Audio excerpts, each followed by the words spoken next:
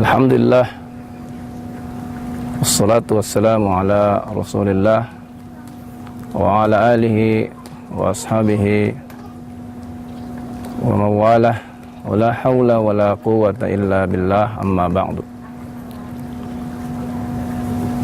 Ikhwafiddin, a'azakumullah. Al-Quran adalah sebagai warisan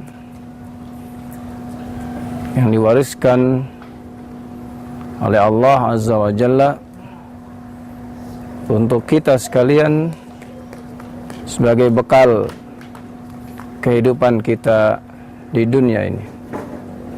Allah Azza wa Jalla berfirman dalam surah Fatir, "Tsumma awrasnal kitab alladzina astafainahu min ibadina faminhum zalimun li nafsihi wa minhum muqtasid wa minhum sabiqun bil khairat."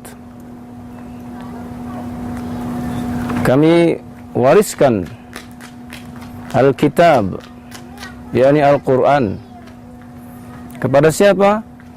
Alladzina astafainahu min ibadina, kepada hamba-hamba kami yang telah kami pilih. Saf terdepan dari hamba-hamba Allah yang dipilih, mereka adalah para anbiya wal mursalin. Mereka lah yang pertama kali diberikan Alkitab oleh Allah Azza wa Jalla. Lalu kemudian Alkitab yang terakhir sebagai penyempurna diberikan kepada qudwah kita Nabi Muhammad sallallahu alaihi wasallam. Maka sampailah Al-Quran kepada Nabi dengan sempurna selama 23 tahun. Lalu kemudian sampai kepada para sahabat radhiyallahu anhum jami'a, dan mereka mengajarkannya kepada generasi berikutnya.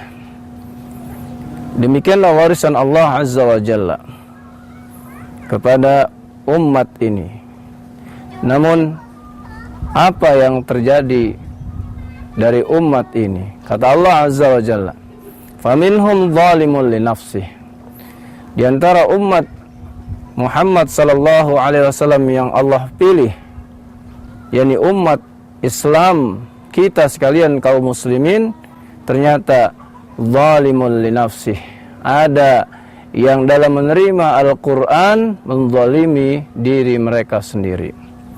Para ahli tafsir ada yang menjelaskan bahwa menzalimi diri sendiri yakni menjadi umat Islam tetapi berbuat kemusyrikan. Menjadi umat Islam yang memiliki kitab Al-Quran tetapi Al-Quran diabaikannya, Al-Quran ditinggalkannya. Faminhum muqtasid, di antara mereka ada yang muqtasid, yakni ada yang melakukan kezaliman tetapi tidak berbuat kemusyrikan. Berbuat mengamalkan Al-Quran, selain itu dia juga berbuat dosa-dosa. Faminhum sabiqun bil khairat, sebahagian lagi ada yang berlomba-lomba, yakni mengamalkan Al-Quran, baik membacanya, baik mempelajarinya, mengamalkannya, dan mentadaburi ayat-ayatnya. Mereka yang telah menjadi sabiqun bil khairat kebanyakan adalah golongan para sahabat radhiyallahu anhum jami'an, kemudian para tabi'in, kemudian atba'ut tabi'in, dan sedikit dari umat-umat yang belakangan. Maka kita melihat pada diri kita masing-masing, kita masuk pada golongan yang mana? Apakah kita orang yang berlomba-lomba dalam mengamalkan Al-Quran? Maka hendaklah memuji Allah Azza wa Jalla, bersyukur pada Allah dengan nikmat yang besar ini.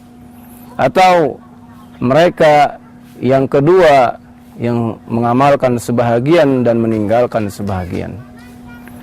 Mereka yang terkadang lupa dan lalai dari peringatan Al-Quran, atau mereka yang sangat menderita, yakni yang menzalimi dirinya sendiri sehingga berbuat kemusyrikan, berbuat kefasikan, berbuat kemaksiatan sehingga dia akan binasa nanti pada yaumul qiyamah.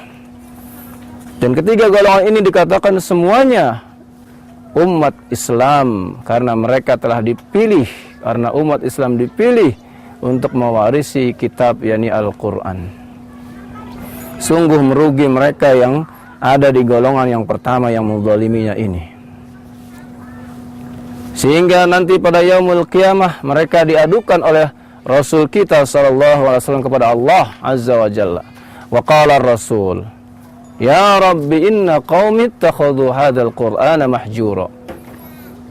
Rasul kita sallallahu alaihi wasallam mengadukan kita kepada Allah, ya Allah, sesungguhnya umatku, yakni sebagian umatku, ittakhadhu hadzal Qur'ana mahjura, menjadikan Al-Quran ini mereka jauhi.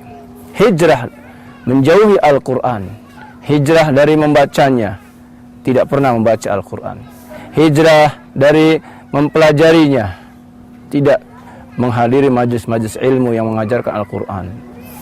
Apalagi hijrah mengamalkannya. Inilah orang-orang yang celaka, yang menzalimi dirinya sendiri karena telah menjauhkan diri dari Al-Quran.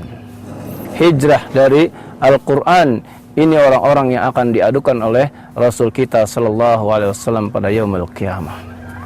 Bayangkan apabila kita menjadi orang-orang yang seperti itu nanti di hadapan Allah, dan kita dihadapan kepada Nabi kita sallallahu alaihi wasallam sebagai orang yang mengadukan kita sebagai terdakwanya, maka kita akan binasa.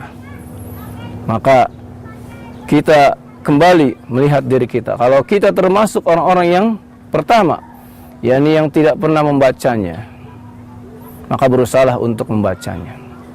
Bacalah Al-Quran walaupun satu hari hanya mendapatkan 1 juz. Kalau tidak sanggup, maka bacalah walaupun satu hari mendapatkan setengah juz.